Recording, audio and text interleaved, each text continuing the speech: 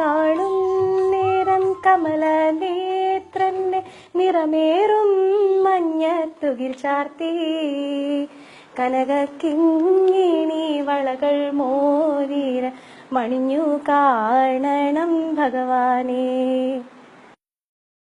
കാണും നേരം കമല നേത്രന്റെ നിറമേറും മഞ്ഞത്തുകിൽ ചാർത്തി കനകക്കിങ്ങിണി വളകൾ മോതിര മണിഞ്ഞു കാണണം ഭഗവാനെ.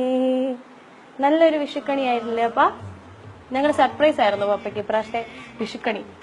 അപ്പൊ നല്ലൊരു എന്താ പറയുക, ആയുസ്സും ആരോഗ്യത്തോടു കൂടി നല്ലൊരു വർഷമാകട്ടെ പപ്പയുടെ.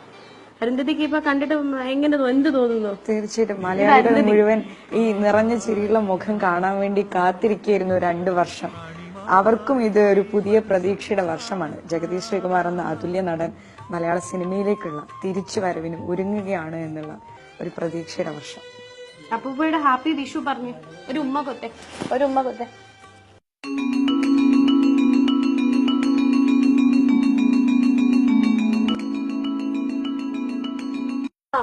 മാതൃഭൂമി ന്യൂസിന്ന് അരുന്ധതി വിഷു പപ്പയുടെ കൂടെ ആഘോഷിക്കാൻ വന്നിരിക്കുകയാണ്. പപ്പയുടെ എന്തൊക്കെയാണ് എല്ലാവരും ഇങ്ങനെ ആകാംക്ഷയോടെ കാത്തിരിക്കുകയാണ് പപ്പയ്ക്ക് എന്തൊക്കെയാണ് മാറ്റങ്ങൾ. ഞാൻ ഉൾപ്പെടെ കണ്ടുകൊണ്ടിരിക്കുന്ന പ്രേക്ഷകർ ഉൾപ്പെടെ മലയാള സിനിമയെ സ്നേഹിക്കുന്ന എല്ലാവരും ഇങ്ങനെ ആകാംക്ഷയോടെ കാത്തിരിക്കുകയാണ്. ഇത് എന്താ പറയുന്നത്, പപ്പയുടെ പെറ്റാണ് രണ്ടുപേരും. എന്റെ മോനും ബ്രദറിന്റെ ഒരു മോനും ഉണ്ട്, ഒരു പ്രായം. രണ്ടുപേരും നല്ല പാട്ടുകാരൊക്കെയാണ്. ബ്രദറിന്റെ മോനും നല്ലപോലെ പാടും. പിന്നെ പപ്പ ഇപ്പൊ കൊച്ചുമക്കളും അപ്പൂപ്പനും എല്ലാരും കൂടെ ഒരുമിച്ചിരുന്നാണ് പാട്ടും കാര്യങ്ങളും ഒക്കെ. നമുക്ക് വേണ്ടി മാതൃഭൂമി ന്യൂസിന്റെ പ്രേക്ഷകർക്ക് വേണ്ടിട്ട് ജഗദീശൻ ഒരു പാട്ട് പാട്ട് പാടാത്ത എന്റെ അമ്മ പോലും ഇപ്പൊ വലിയൊരു കേസ് മാറിയിരിക്കുകയാണ്. കാരണം പപ്പയുടെ കൂടെ പാടി പാടി അല്ലേ അപ്പ? പപ്പയുടെ കൂടെ പാടി പാടി അമ്മ ഇപ്പൊ അസാധ്യ പാട്ടുകാരിയായിരിക്കാണ്. അപ്പൊ ഞങ്ങൾ എല്ലാവരും ഇപ്പൊ പപ്പയുടെ ഇങ്ങനെ കൂടെ ഇങ്ങനെ നിങ്ങക്ക് കാണുമ്പോ തന്നെ ഇപ്പൊ മനസ്സിലായി കാണില്ലേ ഇപ്പൊ ഞങ്ങൾ എന്തുമാത്രം ഇങ്ങനെ പപ്പയെ, കാരണം ആ ഒരു ആംബിയൻസ് നമ്മൾ കൊടുക്കുക എന്നുള്ളതാണ് ഇപ്പൊ ഏറ്റവും വലിയ കാര്യം.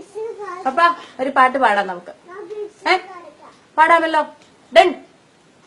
കഴിവുണ്ട് കാണിക്കുന്നു. ഡന്ന് തുടങ്ങിക്കോളും പപ്പ. പാടാം. പപ്പയുടെ ഫേവറേറ്റ് പാട്ടാണ് മാണിക്യ വീണയുമായി.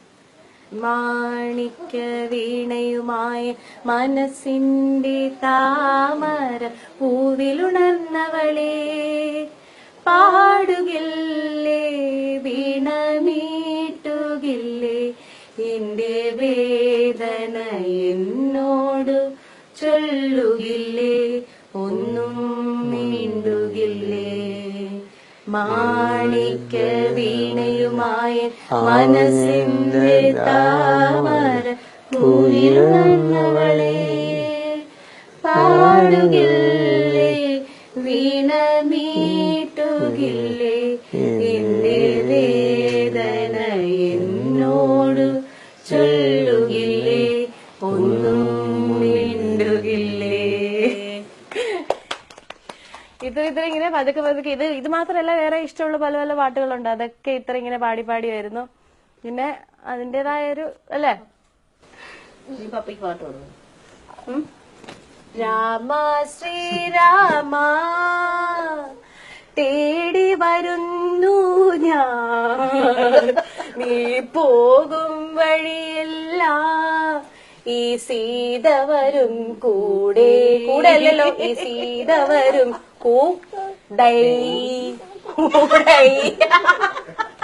അങ്ങനത്തെയൊക്കെ ഇപ്പൊ ഇങ്ങനത്തെ കാര്യങ്ങളൊക്കെയാണ് പപ്പയെ കൊണ്ട് ഞങ്ങള് ഇപ്പൊ ഞങ്ങൾക്ക് സിനിമ ഞങ്ങൾക്ക് ഇപ്പൊ പപ്പ സാധാരണ ഫ്രെയിമിൽ ഇങ്ങനെ കണ്ടിട്ട് പപ്പ കാണിക്കുന്നത്. അപ്പൊ ശരിക്കും പപ്പ ഫ്രെയിമിൽ കണ്ട് നമുക്ക് ചിരിക്കുന്ന കണ്ട് ഞാൻ ഇപ്പൊ പപ്പയെ കൊണ്ട് പപ്പ അങ്ങനെ പറഞ്ഞില്ലേ, ഇങ്ങനെ ഡയലോഗ് പറഞ്ഞില്ലേ, യോധല ഒരു ഡയലോഗ് പറയുമ്പോ പപ്പ ഭയങ്കരമായിട്ട് അങ്ങ് ചിരിക്കും. കഴിഞ്ഞ ദിവസം ഏതാണ് മാന്നാർ പഴയ റാഞ്ചിറാ സ്പീക്കിംഗ് കണ്ടായിരുന്നാണ്.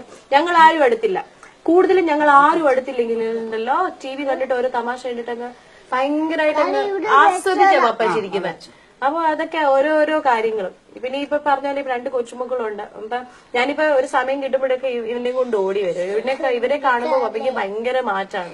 അപ്പൊ എനിക്ക് തോന്നുന്നു ഞങ്ങളുടെ അടുത്ത് ടൈം സ്പെൻഡ് ചെയ്തതിനെക്കാട്ടും കൂടുതലും ഇപ്പം കൊച്ചുമക്കളുമായിട്ടൊക്കെ ഒരു സമയം സ്പെൻഡ് ചെയ്യുക, അങ്ങനെ ഒരു നിമിഷം ആയിക്കോട്ടെ പപ്പയ്ക്ക്. ഞങ്ങളിപ്പോ ഓർക്കുന്ന അങ്ങനെ തിരക്കെല്ലാം കഴിഞ്ഞ് അപ്പൊ പറയുന്നത് എല്ലാ തിരക്കും മാറ്റി വെച്ച് നിങ്ങൾ ഫാമിലിക്കായിട്ട് ഞാനൊരു കുറച്ച് നാൾ ഒഴിച്ചു വെക്കും.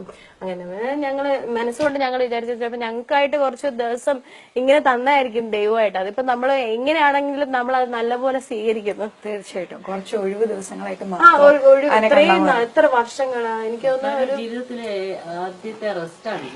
അതെ, അങ്ങനെ ഒരു റെസ്റ്റ് ആയിക്കോട്ടെ, വീണ്ടും ഒരു ഉയർത്തെഴുന്നേൽപ്പാകട്ടെ. ചിലപ്പോ അതിനൊക്കെ ആയിരിക്കും ഇതിലൊക്കെ വിസ്റ്റാൻഡ് ചെയ്ത് എന്റെ പപ്പയ്ക്ക് വരാൻ കഴിയുന്നുള്ളത്. അത് ഷുവർ ആയിട്ടുള്ള ഒരു കാര്യമാണ്. വരും അല്ലേ അപ്പ?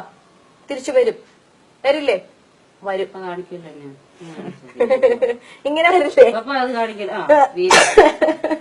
തീർച്ചയായിട്ടും കഥ പോലും കേൾക്കാതെ സിനിമയിൽ അഭിനയിക്കുക എന്ന് പറയുന്നതാണ് എന്റെ ജീവിതം എന്ന് തീരുമാനിച്ചു കൂടി നടന്നത്.